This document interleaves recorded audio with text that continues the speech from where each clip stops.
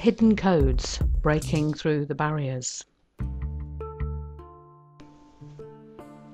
12 years ago, I became an NLP practitioner. As part of this program, we had the opportunity to break a plank of wood with our bare hand. I have since then seen this done many times, but at that time for me it was a completely new concept. I was working in a group of 12 people, all of whom I got to know very well over the period of the program. We'd all been given the choice whether we wanted to break the wood or not, and everyone was keen to do it, everyone apart from me and Linda. She was another participant. We were very reticent to do it, but we made a pact to each other to say that if everyone else did it, we would do it, which meant we would go last. So we sat together and waited for everyone to go in turn. Each person was asked to write on their piece of wood their self-limiting beliefs, the barriers that hold you back from being successful in your life. The concept being that if you can break through the wood with your bare hand, you can break through the barriers in your life and then you can become successful. I wrote mine in bright yellow so they shone out at me like a beacon.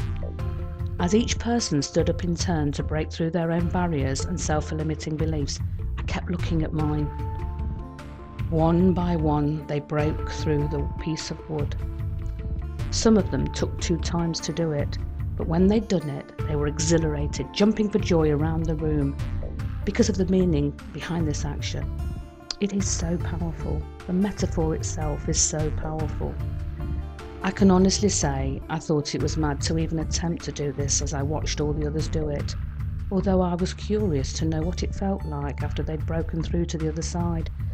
The smile on their faces after they'd broken through said everything.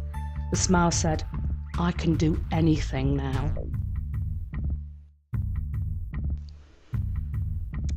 It took about an hour for each person to go through this action, and after which time everyone was on the other side of the room, everyone except Linda and myself.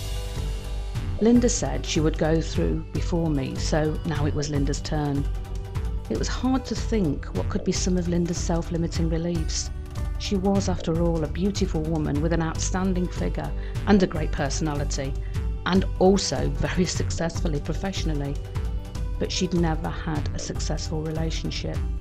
She did used to make fun of herself, saying how relationships had always been disappointing and she'd been left heartbroken and let down so many times. The wood she held in her hands was covered in the barriers she wanted to break through. She hadn't shared them with me, but I could see as she passed the wood over to be held for her. They held great importance and how vital it was that she had these broken through. The room was silent as she stood up to break the wood. She got into position, concentrating on the wood, and began to smash her hand into the wood. She tried many times to break the wood, shooting her arm forward with determination, but each time the wood stared back at her, almost daring her to try again. After the 10th attempt, she left the room in tears. Everyone was looking at me, everyone willing me to stand up. I was sitting on my own across the room from everyone else who was successfully broken through their barriers. It was now my turn to break the wood. I sat there for what seemed like an age thinking about what did this mean to me. I was telling myself, did it really matter if I didn't break the wood or not? Would anyone think any less of me if I'd said I didn't want to do it? After all, Linda had just failed to do it, so if that was the case, it didn't matter if I didn't do it. However, something inside me said if I didn't break through these barriers now, I never would. Slowly, I stood up to walk to the middle of the room. Nobody spoke and the atmosphere was electric as I stood facing my biggest fears and the barriers that had stopped me from reaching my goals for so long. Those self-limiting beliefs that had held me back.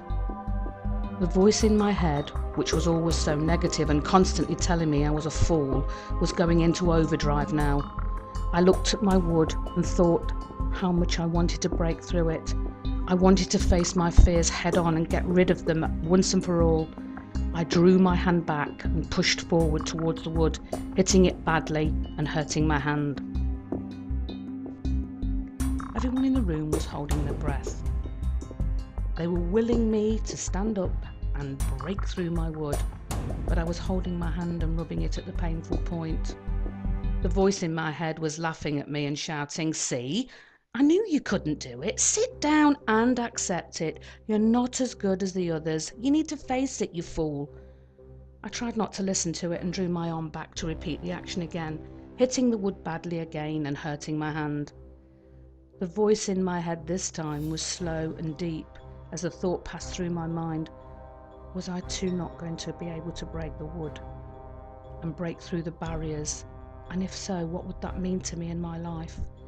If I didn't break through the wood, did that mean I would have to live with the self-limiting beliefs forever?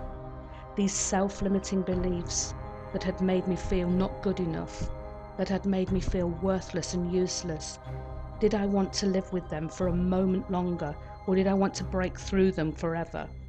The voice had quietened down almost to a whisper. It was no longer telling me I was a fool. It was telling me I should break through those barriers. It was telling me to think what my life would be like if it stayed the same. Breaking through those barriers would free me from those doubts and fears. My voice said, "Now, do it."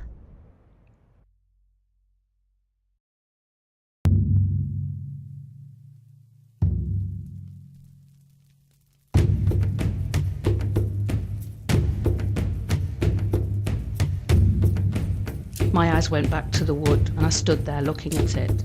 It was only a piece of wood, but what it stood for was so much more important. I pulled my arm back into position and looked at the man who was holding it. A voice came out of my mouth. It didn't sound like me, but it said, "Are you ready now? Because this time I'm breaking through." He nodded back to me. I pulled my arm back and felt the rush of energy through my whole body. The energy that went into my arm, and I smashed through the wood with such a force that it knocked him off his feet. I fell onto my knees whilst the room exploded with cheers and screams. I'd done it. I'd done what I thought was impossible. Oh, and by the way, so did Linda. It took her another 10 attempts, but she did it.